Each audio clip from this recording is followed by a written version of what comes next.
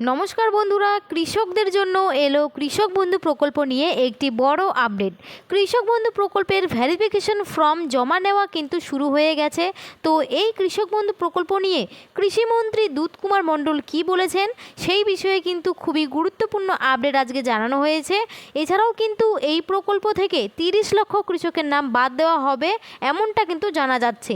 তো কাদের কাদের নাম বাদ যাবে, কাদের কাদের নাম কৃষক বন্ধু প্রকল্পের টাকা পাওয়ার তালিকায় থাকবে, অর্থাৎ কৃষক বন্ধু নতুন প্রকল্পের টাকা পাবে এবং কৃষক বন্ধু প্রকল্পের টাকা অর্থাৎ 2026 সালের খরিফ মরশুমের টাকা কবে দেবে, সমস্ত কিছুই কিন্তু বিস্তারিতভাবে জানানো হয়েছে আজকের এই ভিডিওটির মাধ্যমে।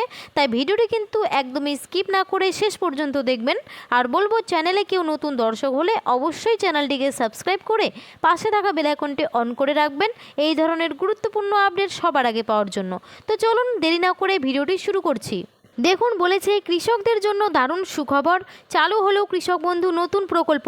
30 লক্ষ কৃষকদের নাম বাদ, টাকা পাওয়ার লিস্টে আপনার নাম আছে তো দেখে নিন। চলুন এই নিয়ে আমরা বিস্তারিত আলোচনা করি কি বলা হয়েছে। কৃষকদের জন্য চালু হতে চলেছে কৃষক বন্ধু নতুন প্রকল্প।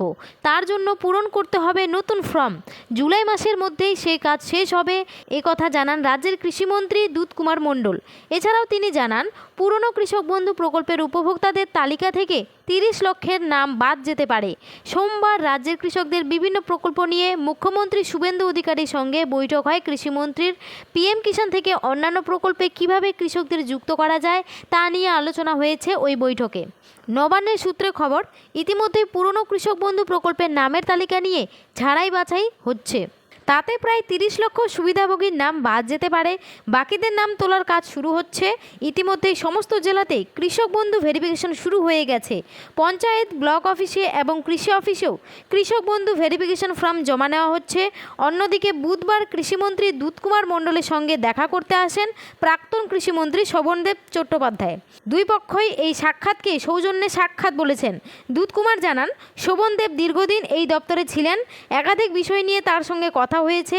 কৃষিমন্ত্রী আগে জানিয়েছিলেন, লক্ষ্মীর ভাণ্ডার প্রকল্পের উপভোক্তাদের অন্নপূর্ণা যোজনার জন্য যেমন পৃথক ফর্ম ফিল আপ করতে হচ্ছে, তেমনই কৃষক বন্ধুর উপভোক্তাদেরও নতুন করে ফর্ম পূরণ করতে হবে।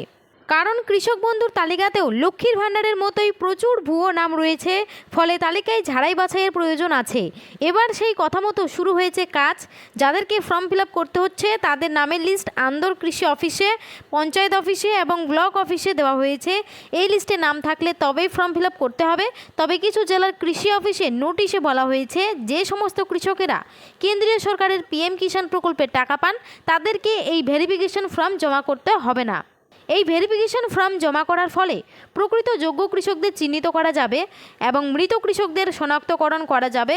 সূত্রের খবর, আগের সরকারের সময়ে এই কৃষক বন্ধু প্রকল্পে ব্যাপক অনিয়ম ও দুর্নীতি হয়েছে। যেমন একটি জমির রেকর্ড দেখিয়ে বহু কৃষক টাকা নিয়েছে, এমনকি এই প্রকল্পের যোগ্য না হয়েও টাকা নিয়েছে বলে অভিযোগ। অবশেষে কৃষকদের জন্য এলো বড় সুখবর। কৃষক বন্ধু প্রকল্পের উপভোক্তাদের জন্য প্রকাশ হলো গুরুত্বপূর্ণ আপডেট। অনেকদিন ধরেই কৃষকদের মধ্যে প্রশ্ন ছিল, কৃষক বন্ধু প্রকল্প কি বন্ধ হয়ে যাবে? এবার সেই জল্পনার অবসান ঘটিয়ে নবান্ন থেকে একটি নোটিশ প্রকাশ করা হয়েছে। সেখানে জানানো হয়েছে, কৃষক বন্ধু প্রকল্প বন্ধ হচ্ছে না, তবে প্রকল্পের সমস্ত বর্তমান উপভোক্তার তথ্য নতুন করে যাচাই অর্থাৎ ভেরিফিকেশন করা হবে। নোটিশ অনুযায়ী যারা বর্তমানে কৃষক বন্ধু প্রকল্পের সুবিধা পাচ্ছেন তাদের প্রত্যেককে নির্দিষ্ট সময়ের মধ্যে এডিএ অফিসে, পঞ্চায়েতে, ব্লক অফিসে গিয়ে ভেরিফিকেশন ফর্ম জমা করতে হবে। এই কাজ সম্পূর্ণ করার জন্য 4 সপ্তাহ সময় দেওয়া হয়েছে। কৃষি দপ্তরের সার্কুলারে বলা হয়েছে, কৃষক বন্ধু প্রকল্পের সমস্ত বর্তমান উপভোক্তার তথ্য পুনরায় যাচাই, পুনর্মূল্যায়ন এবং প্রয়োজনীয় সংশোধন করা হবে।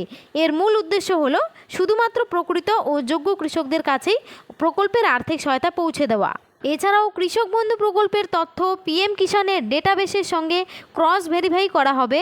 এর মাধ্যমে প্রকৃত যোগ্য কৃষকদের চিহ্নিত করা হবে এবং অযোগ্য ব্যক্তিদের তালিকা থেকে বাদ দেওয়া হবে। ভেরিফিকেশন সম্পূর্ণ হওয়ার পর যাদের সমস্ত তথ্য সঠিক থাকবে শুধুমাত্র তারাই এই প্রকল্পের টাকা পাবেন।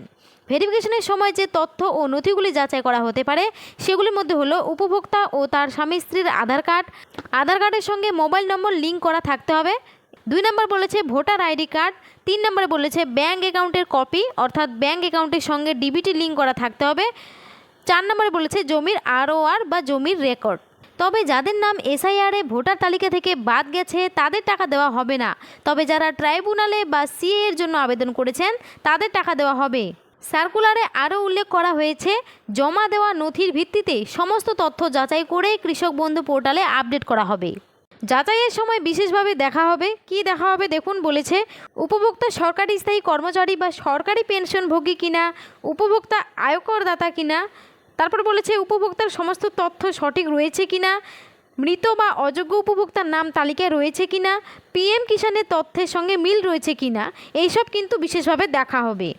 যাদের তথ্যে কোনো অসঙ্গতি ধরা পড়বে তাদের বিরুদ্ধে নিয়ম অনুযায়ী ব্যবস্থা নেওয়া হবে।